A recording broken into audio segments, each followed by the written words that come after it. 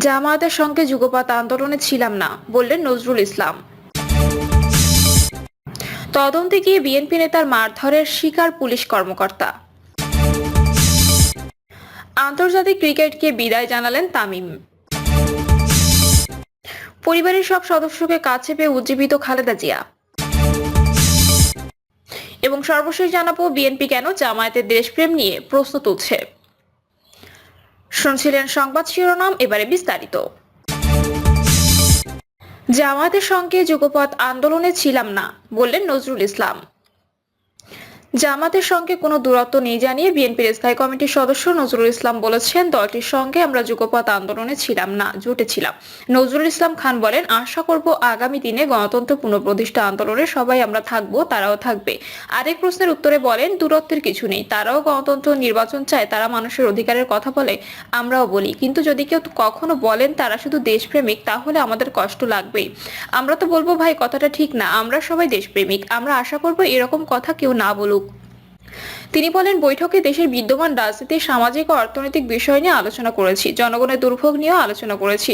দেশের গণতন্ত্র পুনঃপ্রতিষ্ঠার বিষয়ে বিশেষভাবে আলোচনা হয়েছে, যে গণতন্ত্রের জন্য বিএনপি জোট সহ দেশের হাজার হাজার মানুষ জীবন দিয়েছে এবং আহত হয়েছেন। এখনো আমাদের অনেক নেতাকর্মী মামলা ও হামলার শিকার হয়ে আছেন। এ সময় ন্যূনতম সংস্কার শেষে নির্বাচনের তারিখ ঘোষণা করার জন্য অন্তর্বর্তী সরকারের প্রতি আহ্বান জানান ফরিদুজ্জামান ফরহাদ। তিনি বলেন, সংসদ নির্বাচন হলে দেশের অর্ধেক সমস্যার সমাধান হবে, বাকি সংস্কারগুলো নির্বাচিত সরকার করবে। তদন্তে গিয়ে বিএনপি নেতার মারধরের শিকার পুলিশ কর্মকর্তা। পাবনার ভাঙ্গুড়ায় আসিফ নামের একজনের ছিনতাইয়ের লিখিত অভিযোগ তদন্তে গিয়ে পুলিশের এক এসআই অভিযোগকারী ও তার আত্মীয়রা বিএনপি ও ছাত্রদল নেতাকর্মীদের মারধরের শিকার হয়েছেন। অভিযুক্তরা ভাঙ্গুড়া পৌর বিএনপি যুগ্ম আহ্বায়ক আব্দুস সালাম নুরু, ছাত্রদল কর্মী অভিযুক্ত জাহিদ ও তার সহযোগীরা। খোঁজ নিয়ে জানা যায়, গত বছরের 27শে ডিসেম্বর শাহজাদপুর উপজেলার দরিয়াপুর এলাকার বাসিন্দা আসিফ ভাঙ্গুড়া থানায় একটি লিখিত অভিযোগ করেন। অভিযোগে তিনি উল্লেখ করেন, ভাঙ্গুড়া ছাত্রদল কর্মী জাহিদ গলায় চাকু ঠেকিয়ে তার কাছ থেকে ৩,৪০০ টাকা ও একটি মোবাইল ফোন ছিনতাই করেছেন। আসিফ ভাঙ্গুড়া উপজেলার একটি আইটি ফার্মে ফ্রিল্যান্সিং শিখতেন। শুক্রবার সন্ধ্যায় আসিফের কয়েকজন আত্মীয় অভিযোগের বিষয়ে আলোচনা করতে ভাঙ্গুড়া থানায় আসেন। বিষয়টি সমাধানের জন্য তদন্তকারী কর্মকর্তা এসআই সুব্রত কুমার অভিযুক্ত জাহিদকে মোবাইল ফোনে ডেকে পাঠান। জাহিদ উপজেলার স্মৃতিসৌধ এলাকায় পৌর বিএনপি যুগ্ম আহ্বায়ক আব্দুস সালাম নুরু, উপজেলা স্বেচ্ছাসেবক দলের আহ্বায়ক হুমায়ুন কবির, কলেজ ছাত্র দলের আহ্বায়ক বাজিদ, সদস্য সচিব ডাব্লিউ জিম, সজল সহ কয়েকজন ছাত্রদল কর্মীকে সঙ্গে নিয়ে আসেন। সুব্রত কুমার জাহিদের কাছে ছিনতাইয়ের বিষয়ে জানতে চাইলে বিএনপি নেতা নুরু উত্তেজিত হয়ে গালিগালাজ শুরু করেন। এক পর্যায়ে আসিফের আত্মীয়দের মারধর শুরু করে তারা। সুব্রত কুমার বাধা দিতে গেলেও তাকে মারধর করা হয় এবং হিন্দু পরিচয় তুলে আওয়ামী লীগ ছাত্রলীগ বলে তাকেও মারধর শুরু করেন। ঘটনা জানতে পেরে পরিস্থিতি নিয়ন্ত্রণে আনতে ভাঙ্গুড়া থানা তদন্ত কর্মকর্তা আব্দুল করিমের নেতৃত্বে অতিরিক্ত পুলিশ ঘটনাস্থলে পৌঁছালে পরিস্থিতি শান্ত হয়। মারধরে আসিফের আত্মীয় শাকিল গুরুতর আহত হলে তাকে হাসপাতালে নিয়ে যাওয়া হয়, তবে সেখানেও ভয়ভীতি দেখিয়ে তাড়িয়ে দেওয়া হয়। পরবর্তীতে থানায় দ্বিতীয় তলায় উভয় পক্ষে নিয়ে আপোষ মীমাংসা বৈঠক হয়, সেখানে মোবাইল ও টাকা ফেরত দেওয়ার সিদ্ধান্ত নেওয়া হয় বলে নিশ্চিত হওয়া গেছে। তদন্তকারী পুলিশ কর্মকর্তা সুব্রত কুমার বলেন, অভিযোগের তদন্তে অভিযুক্ত জাহিদকে ডেকে আনলে বিএনপি নেতা নুরু ও তার সহযোগীরা আমাকে গালিগালাজ করে এবং অভিযোগকারীদের মারধর করে। আমি বাধা দিতে গেলে আমার উপর হামলা চালানো হয়। বিএনপি নেতা নুরু বলেন, পুলিশ কর্মকর্তা সুব্রত জাহিদকে থানায় না নিয়ে স্মৃতিসৌধ এলাকায় অন্য উদ্দেশ্যে নিয়ে এসেছিল। আমি কাউকে মারধর করিনি, কিছু ছোট ছেলেরা মারধর করেছে, তাদের আমি চিনি না। আমি অভিযোগকারী আসিফের ভাই রাহুল বলেন, আমার ভাইয়ের কাছ থেকে টাকা ও মোবাইল ছিনতাইয়ের ঘটনায় আমরা ভাঙ্গুড়া থানায় আসি, কিন্তু তারা পুলিশের উপস্থিতিতে পুলিশও আমাদের মারধর করে। আন্তর্জাতিক ক্রিকেটকে বিদায় জানালেন তামিম। আন্তর্জাতিক ক্রিকেট থেকে অবসরের ঘোষণা দিয়েছে বাংলাদেশের সাবেক অধিনায়ক তামিম ইকবাল। শুক্রবার ফেসবুক পোস্টে এই ঘোষণা দেন তিনি। তামিম ইকবাল বলেন, আন্তর্জাতিক ক্রিকেট থেকে দূরে আছি অনেকদিন ধরেই, সেই দূরত্ব আর ঘুচবে না। আন্তর্জাতিক ক্রিকেটে আমার অধ্যায় শেষ, অনেকদিন ধরেই এটা নিয়ে ভাবছিলাম। এখন যেহেতু সামনে চ্যাম্পিয়ন্স ট্রফির মতো বড় একটি আসর সামনে, আমি চাই না আমাকে ঘিরে আবার আলোচনা হোক এবং দলের মনোযোগ ব্যাহত হোক। এটা অবশ্য আগেও চাইনি বলেও অনেক আগে নিজেকে বিসিবির কেন্দ্রীয় চুক্তি থেকে সরিয়ে নিয়েছি।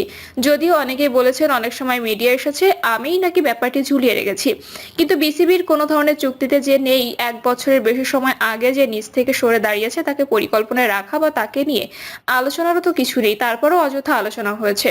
অবসর নেওয়া বা খেলা চালিয়ে যাওয়ার সিদ্ধান্ত একজন ক্রিকেটার বা যে কোনো পেশাদার ক্রীড়াবিদের নিজের অধিকার।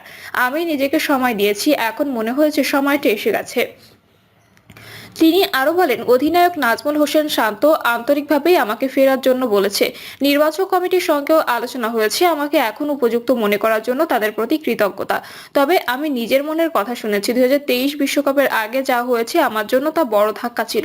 যেহেতু ক্রিকেটীয় কারণে আমি দলের বাইরে যাইনি, তারপরও আমি যেখানে গিয়েছি ক্রিকেট ভক্তদের অনেকে বলেছেন আমাকে আবার জাতীয় দলে দেখতে চান, তাদের ভালোবাসার কথা ভেবেছি আমি।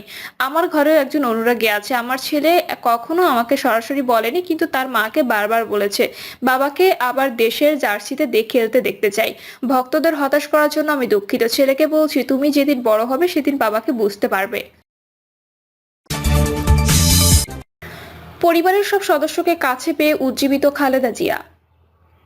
সাবেক প্রধানমন্ত্রী বিএনপি চেয়ারপারসন খালেদা জিয়া চিকিৎসার জন্য যুক্তরাজ্যের লন্ডন ক্লিনিকে ভর্তি হয়েছেন। সেখানে অবস্থানরত দলের ভারপ্রাপ্ত চেয়ারম্যান তারেক রহমান সহ পরিবারের অন্য সদস্যদের সঙ্গে মিলিত হওয়ার সুযোগ হয়েছে তার। দীর্ঘ সময় পর পরিবারের সব সদস্যকে কাছে পেয়ে খুবই উজ্জীবিত খালেদা জিয়া। হাসপাতালে সবার সঙ্গে খুনসুটি করছেন তিনি। মানসিকভাবে তিনি এখন যথেষ্ট চাঙ্গা। খালেদা জিয়ার ব্যক্তিগত চিকিৎসক ও বিএনপির স্থায়ী কমিটির সদস্য অধ্যাপক ডক্টর এজেডএম জাহিদ হোসেন ও যুক্তরাজ্য বিএনপির সভাপতি এম এ মালেক এই তথ্য জানিয়েছেন। অধ্যাপক এজেডএম জাহিদ হোসেন বলেন, খালেদা জিয়ার চিকিৎসা শুরু হয়েছে, তাকে অনেকদিন পরিবারের কাছে সদস্যদের থেকে দূরে রাখা হয়েছে। বর্তমানে তিনি পরিবারের সদস্যদের কাছে পেয়ে অনেক হাসি খুশি আছেন। পরিবারের সবাই রুটিন মাফিক আসা যাওয়া করছেন। বিএনপি কেন জামায়াতের দেশপ্রেম নিয়ে প্রশ্ন তুলছে? 5ই আগস্টের পর থেকে বাংলাদেশ জাতীয়তাবাদী দল এবং বাংলাদেশ জামায়াতে ইসলামের শীর্ষ নেতাদের মধ্যে পাল্টাপাল্টি বক্তব্য দেখা যাচ্ছে, যা দীর্ঘদিনের এই দুই রাজনৈতিক মিত্রের সম্পর্কে উত্তাপ সৃষ্টি করেছে। সর্বশেষ বৃহস্পতিবার জাতীয় প্রেস ক্লাবে বিএনপির স্থায়ী কমিটির সদস্য মেজর হাফিজ উদ্দিন আহমেদ 71-এ জামায়াতে ইসলামীর ভূমিকা নিয়ে প্রশ্ন তোলেন। গত ডিসেম্বরে জামায়াতে ইসলামী আমির ডক্টর শফিকুর রহমানের পরীক্ষিত দেশপ্রেমিক শক্তি বক্তব্যের প্রসঙ্গ টেনে মেজর হাফিজ বলেন, আমরা ভেবেছিলাম এখন একটা সুযোগ এসেছে, এই সুযোগ বোধহয় তারা 71-এর ভূমিকার জন্য জনগণের কাছে ক্ষমা প্রার্থনা করবে। তবে তিনি বলেন, তারা 71-এর ভূমিকাকে জাস্টিফাই করার চেষ্টা করছে এবং এখন দেশপ্রেমিক হিসেবে আবির্ভূত হয়েছে। জামায়াতের পক্ষ থেকে দলটির মুখপাত্র মতিউর রহমান আকন্দ এই বক্তব্যের প্রতিক্রিয়ায় বলেন, দেশপ্রেম নিয়ে ডক্টর শফিকুর রহমান সাহেব তার দলের অবস্থান তুলে ধরেছেন। তিনি জামায়াতে ইসলামীকে একটি দেশপ্রেমিক দল বলেছেন, তার মানে এই নয় যে অন্য কোনো দলের মধ্যে দেশপ্রেম নেই। একই সঙ্গে তিনি জানান, জামায়াতে ইসলামী এই জাতীয় বক্তব্যকে আমলে নেয় না। পাল্টাপাল্টি অভিযোগ, বিএনপি জামায়াতের নেতারা একে অপরকে কেন্দ্র করে একাধিক বক্তব্য করেছেন। গত 27শে ডিসেম্বর জামায়াত ইসলামের আমির এক কর্মী সম্মেলনে বলেন, একজন চাঁদাবাজ পালিয়েছে, আরেকজন চাঁদাবাজিতে লেগে গেছে। এর জবাবে 29শে ডিসেম্বর বিএনপি সিনিয়র যুগ্ম মহাসচিব রুহুল কবির রিজভী বলেন, আমরা দেখেছি ইসলামী ব্যাংক কিভাবে গ্রাস করে নিল একটি রাজনৈতিক দলের অনুসারীরা। তিনি আরো বলেন, কারা পায়ের রক কাটে তা জনগণ ঠিকই জানে। বিশ্লেষকরা বলছেন, রাজনৈতিক সমীকরণের কারণেই দুই মিত্রের মধ্যে এই দ্বন্দ্ব তৈরি হয়েছে। রাজনৈতিক বিশ্লেষক মহিউদ্দিন আহমেদ বলেন, যখন আওয়ামী লীগ মাঠে ছিল তখন উভয়ের প্রধান শত্রু ছিল, শত্রুর প্রধান শত্রুর বিরুদ্ধে তাদের মধ্যে ঐক্য হয়েছিল। তবে এখন আওয়ামী লীগের অনুপস্থিতিতে জামায়াত ভোট ব্যাংক দখলের চেষ্টা করছে। ঢাকা বিশ্ববিদ্যালয়ের অধ্যাপক ডক্টর সামিনা লুৎফা বলেন, রাজনীতির খেলায় সবই সমীকরণ। এতদিন যে সমীকরণের কারণে জামায়াত বিএনপির সঙ্গে ছিল, এখন সেই একই সমীকরণের কারণে তারা একসাথে থাকতে পারবে না। বিএনপির জাতীয় স্থায়ী কমিটির সদস্য ইকবাল হাসান মাহমুদ টুকু বলেন, বিএনপি জামায়াত বরাবরই আলাদা দল ছিল। আমরা স্বাধীনতা যুদ্ধে বিশ্বাস করি। জামায়াত স্বাধীনতা যুদ্ধের বিরোধিতা করেছে। তিনি আরো বলেন, ন্যাচারালি আমাদের মধ্যে দূরত্ব থাকবে। জামায়াত ইসলামী সেক্রেটারি জেনারেল অধ্যাপক মিয়া গোলাম পরোয়ার বলেন, দলগত কোনো সম্পর্কের দূরত্ব তৈরি হচ্ছে না। কোনো নেতা যদি বক্তব্য রাখেন সেটি দলের মতামত নয়, ব্যক্তিগত মন্তব্য। রাজনৈতিক বিশ্লেষকরা মনে করছেন, আসন্ন নির্বাচনের প্রেক্ষাপটে দুই মিত্রের এই দ্বন্দ্ব আরো প্রকট হবে। জাহাঙ্গীরনগর বিশ্ববিদ্যালয়ের সাবেক অধ্যাপক আব্দুল লতিফ মাসুম বলেন, জামায়াত এখন নিজের প্রভাব প্রতিপত্তি বাড়ানোর চেষ্টা করছে, যা তাদের ভবিষ্যৎ। মহিউদ্দিন আহমদ বলেন, নির্বাচনের গন্ধ যত বেশি লাগবে ততই বিএনপি জামায়াতের এই দ্বন্দ্ব আরো প্রকট হবে। দুই যুগের বেশি সময়ে রাজনৈতিক বন্ধুত্বের মাঝে নতুন সমীকরণ স্পষ্টতই বিভেদ সৃষ্টি করছে। তবে রাজনীতিতে এই কাদা ছোড়াছুড়ির ডাল ভাত বলে মনে করছেন বিশ্লেষকরা। দুই দলের সম্পর্কের ভবিষ্যৎ কিভাবে রূপ নেবে তা রাজনৈতিক মাঠের উত্তাপে নির্ভর করবে। প্রিয় দর্শক, এই ছিল এখনকার সর্বশেষ সংবাদ। আপডেট সব সংবাদ পেতে চ্যানেলটি সাবস্ক্রাইব করে বেল আইকনটি ক্লিক করে রাখুন।